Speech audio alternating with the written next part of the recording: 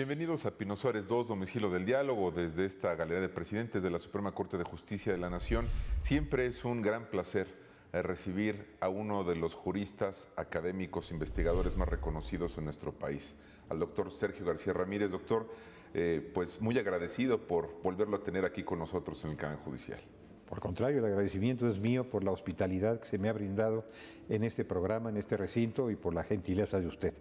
Le ruego transmitir un saludo al señor presidente de la Suprema Corte por su amistad al permitirme ocupar este lugar y responder a sus preguntas. Así lo haremos, querido don Sergio.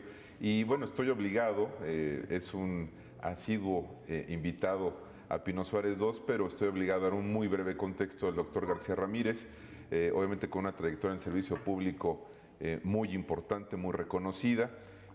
Usted ha sido Procurador General de la República, Procurador de Justicia del Distrito Federal, Secretario del Trabajo, consejero del IFE, investigador de jurídicas y de manera muy importante un trabajo que le reconocemos, doctor, como juez de la Corte Interamericana de Derechos Humanos, incluso su presidente en un periodo.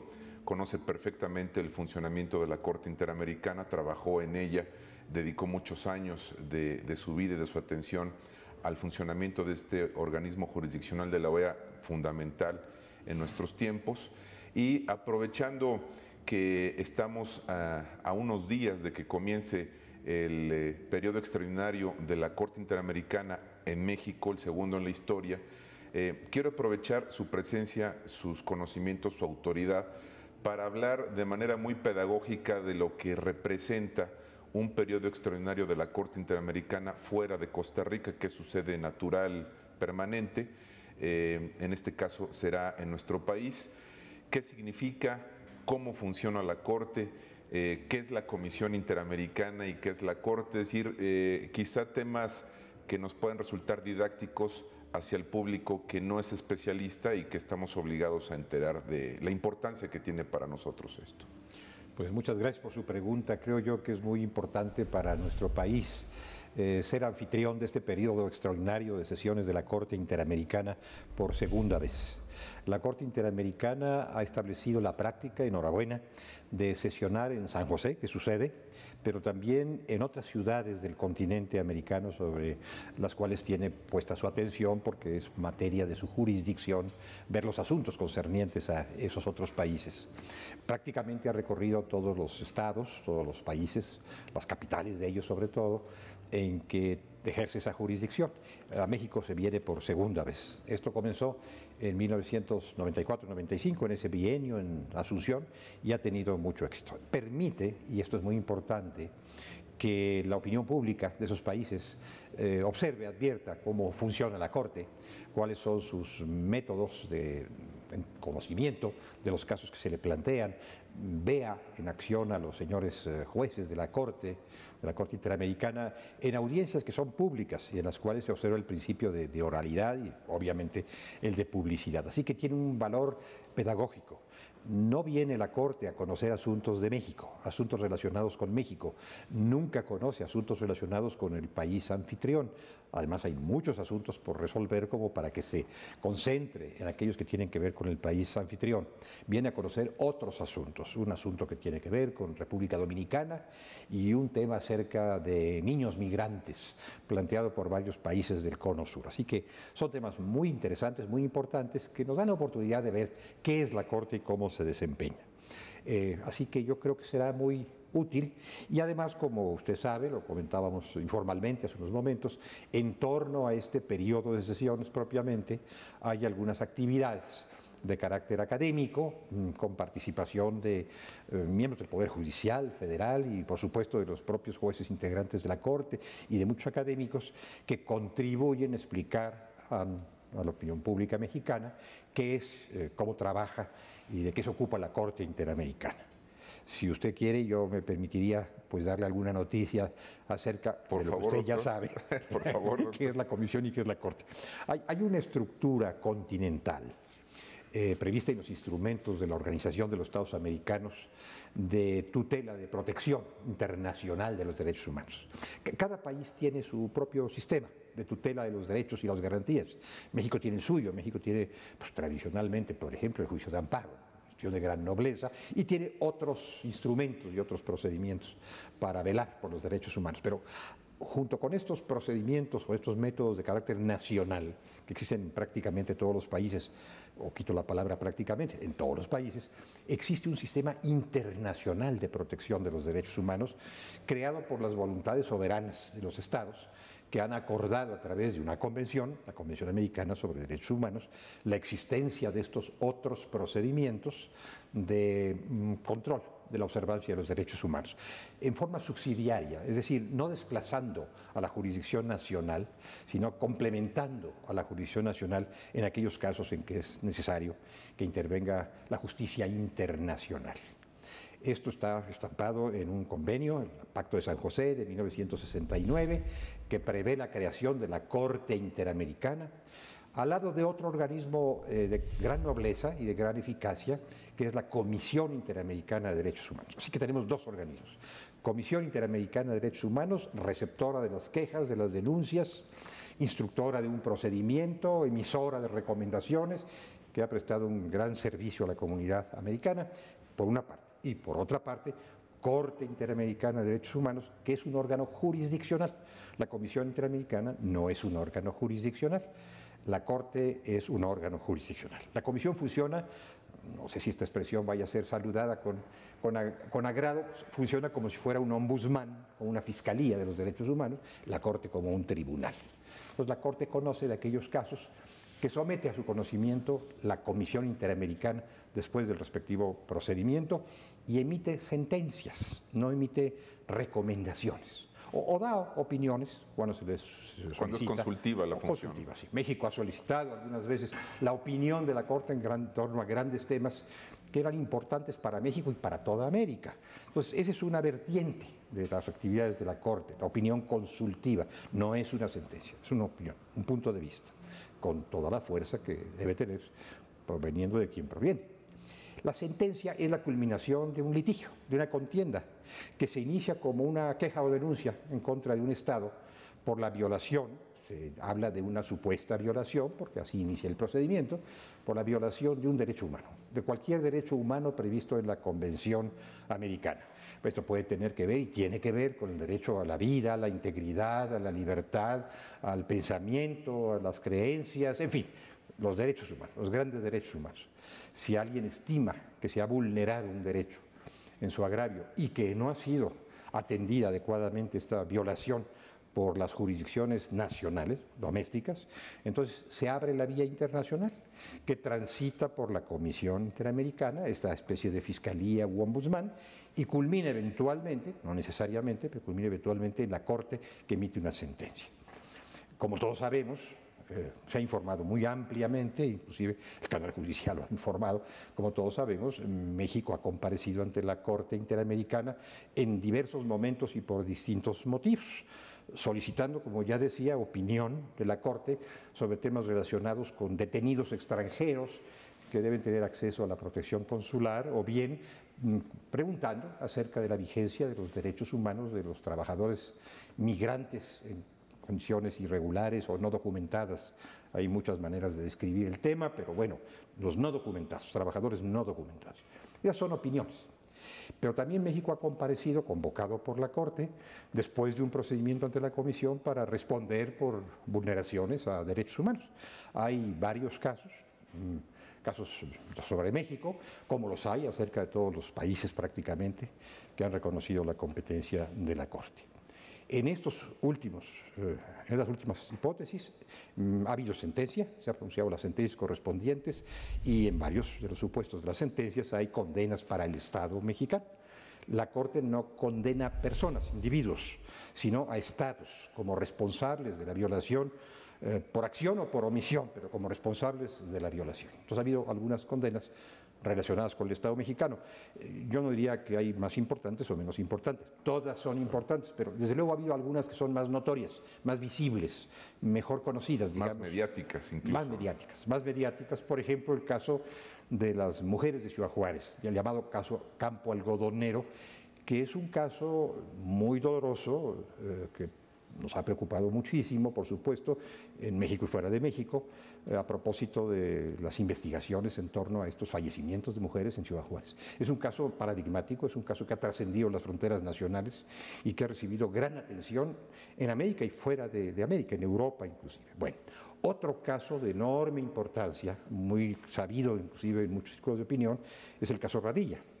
El caso Radilla, que es una situación de desaparición forzada, de intervención de la jurisdicción militar, en fin, es un caso complejo, algo que ocurrió hace ya un buen número de años, fue planteado ante la Corte Interamericana, que emitió una sentencia en varios aspectos condenatoria para el Estado mexicano. Ese tema fue asumido por la Suprema Corte de Justicia de México, como usted mejor que yo sabe, por supuesto. No mejor que usted, pero bueno, sí. Lo sabemos ambos y lo saben muchos compatriotas nuestros. Fue asumido por la Suprema Corte de Justicia, que se pronunció jurisprudencialmente acerca de varias cuestiones vinculadas. Y que otorgó elementos básicos para una nueva plataforma de conocimiento de los derechos humanos. Yo creo que la actuación de la Suprema Corte de Justicia de México, y lo digo con todo aprecio y respeto, fue verdaderamente renovadora, fue verdaderamente estimulante y, bueno, generó un espacio de discusión y un espacio de decisión pues que no teníamos anteriormente, ¿no? Desde luego asumió el valor de las sentencias de un tribunal internacional, con el cual México tiene un compromiso también de carácter internacional, como parte del ordenamiento mexicano y estimó, como es pertinente estimarlo, que las sentencias son de cumplimiento obligatorio para el Estado mexicano. Bueno, no se trata ahora, digamos, en tan poco tiempo de describir todo el caso Radilla, pero fue un caso verdaderamente innovador que abrió una nueva línea de reflexión jurisprudencial, diría yo inclusive que ha contribuido a alimentar una nueva época de la jurisprudencia mexicana, sí, claro, la 10ª época, y que ha traído como consecuencia la reflexión de los poderes judiciales y de los otros poderes también a propósito del valor del sistema internacional de tutela de los derechos humanos para el Estado mexicano. Es decir, la trascendencia de casos de esas características es muy grande. Son casos renovadores, son decisiones renovadoras que inciden en el conjunto americano y en cada uno de los estados. Porque finalmente lo que se resuelve en el caso Radilla no solamente es interesante para México, que por supuesto lo es, sino que es interesante para otros países. Precedentes continentales. Así es.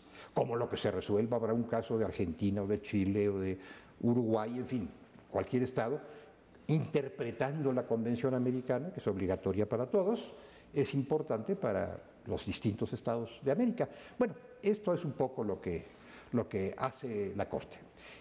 La Corte Interamericana, me refiero a la Interamericana, desde luego, la Corte Interamericana es un tribunal permanente, sin duda, ejerce sus atribuciones en forma ininterrumpida y cuenta con una secretaría instalada en San José, Costa Rica, y celebra periodos de sesiones a lo largo del año.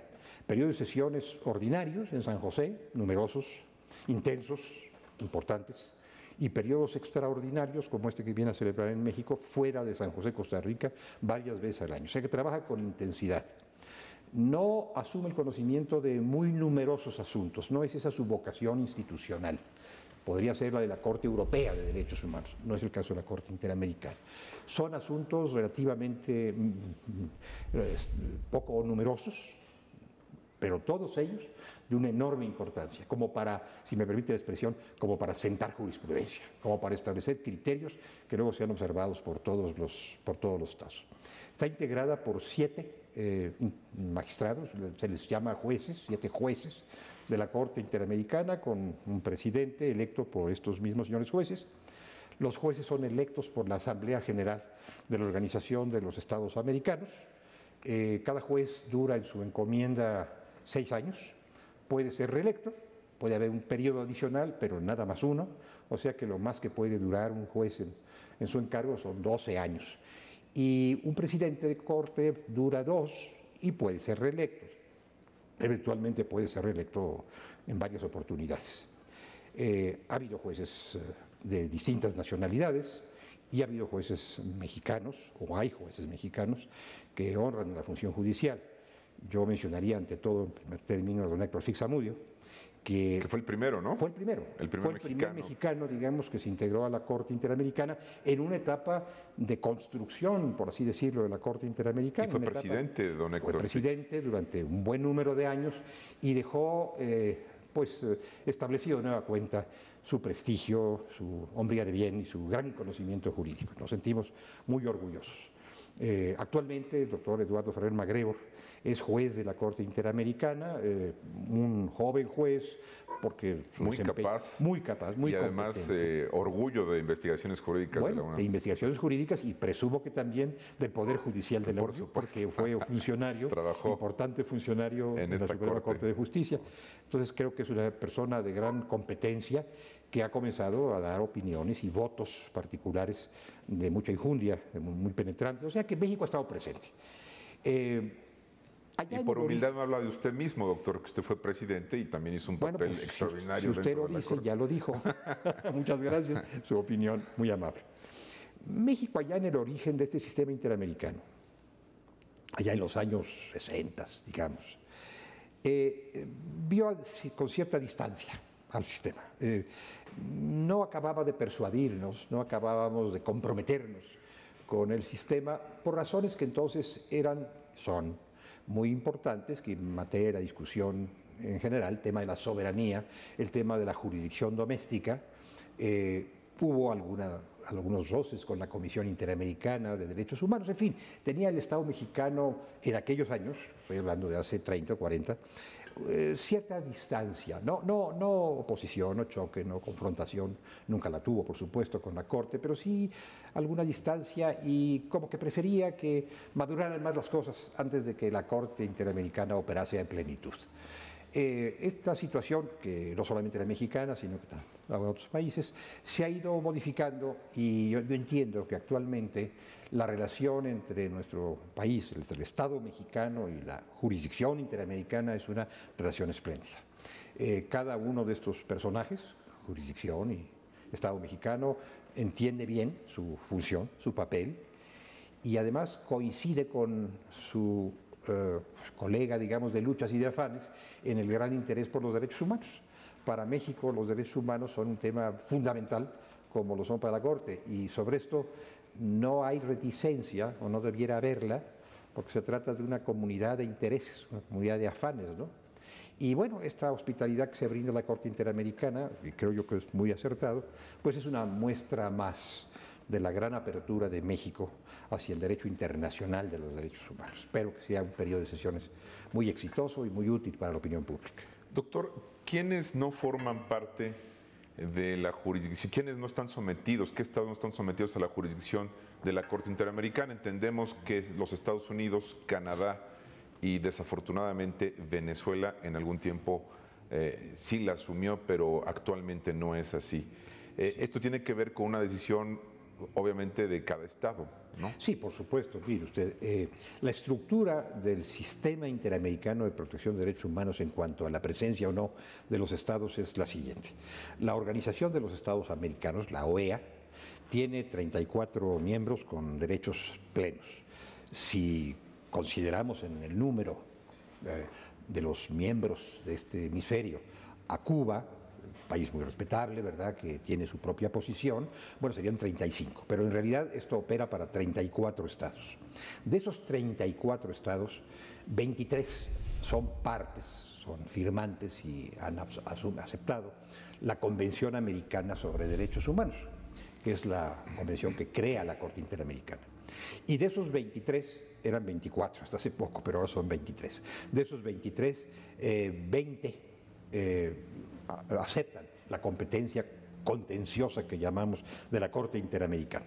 Ahora, en esos 20 países viven más de 500 millones de seres humanos, o sea que no es un número pequeño de destinatarios de la competencia. En la actualidad están al margen de la Convención Americana en el sentido de que no son suscriptores de la Convención Americana y por lo tanto tampoco están sujetos a la competencia contenciosa de la Corte los Estados Unidos, Canadá, la mayoría de los estados caribeños Y últimamente Venezuela, que optó por denunciar la Convención Americana, y esa denuncia, es decir, ese retiro de la Convención Americana, operó en días muy recientes del mes de septiembre. Estos son los estados que no forman parte actualmente de la Convención, ni están sujetos, por supuesto, a la jurisdicción competencia de la Corte.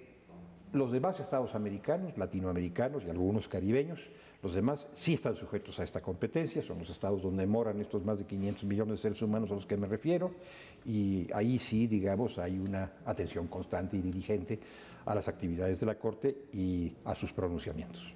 ¿Qué pasa cuando un estado es sentenciado en un caso por la Corte Interamericana y no se acata la resolución? ¿Qué procedimiento o qué mecanismos existen, doctor? Mire, yo quisiera enfatizar algo que no siempre se enfatiza. Sí. El grado de cumplimiento de las resoluciones de la Corte Interamericana, de las sentencias de la Corte Interamericana, de las decisiones jurisdiccionales, aunque no sean sentencias, de la Corte Interamericana es creciente, es cada vez más alto. En algún momento, allá en el pasado, un pasado que cada vez es más distante, había reticencia. Ahora no es que se haya vencido totalmente, sería absurdo decirlo, pero ha ido caminando seriamente el cumplimiento de las sentencias, no en términos absolutos, pero ha ido caminando seriamente. Esto hay que destacarlo, porque de no destacarse genera alguna extrañeza y algún desaliento. Es muy excepcional que no se cumpla una sentencia. Hay algunos temas de las sentencias que se cumplen con mayor facilidad y prontitud que otros temas de las sentencias, para decirlo, digamos, en términos cuidadosos, cautelosos, ¿no? Pero yo creo que pasa lo mismo en relación con las resoluciones de casi todos los tribunales del mundo. No diría yo, no me atrevería a decir que todas las sentencias de todos los tribunales en todo el mundo son absoluta y puntualmente y rápidamente cumplidas. Bueno, en el caso de un tribunal internacional las cosas son más complejas, porque a diferencia de un tribunal nacional que puede disponer de la fuerza pública e inclusive hacer la consignación de una autoridad remisa, digamos, un tribunal internacional no tiene esa herramienta, no dispone de una policía internacional o de una fuerza expedicionaria, ni lo deseamos además, que imponga el cumplimiento. Entonces, aquí estamos en el mundo del derecho internacional, en donde muchas cosas son voluntarias, obedecen a una convicción. Tiene con la conciliación, con la aceptación. Y a una gestión internacional, a un acompañamiento internacional. Lo que la Corte Interamericana puede hacer y hace es estar pendiente del cumplimiento que se da a sus resoluciones, requerir a los estados información periódica y convocarlos a audiencias en San José, normalmente en San José, para que ahí, en audiencias sobre supervisión de cumplimiento, como se les llama, los estados informen directamente a la Corte qué ha pasado con las decisiones y tengan presencia también en esas audiencias las víctimas de las violaciones cometidas y la Comisión Interamericana. O sea que tiene una función promotora del cumplimiento, con toda la fuerza que da una comparecencia ante un tribunal internacional, promotora del cumplimiento que ha estado ejerciendo con intensidad y diría yo que con eficacia en los últimos años. Si la Corte lo estima pertinente, puede dar un siguiente paso.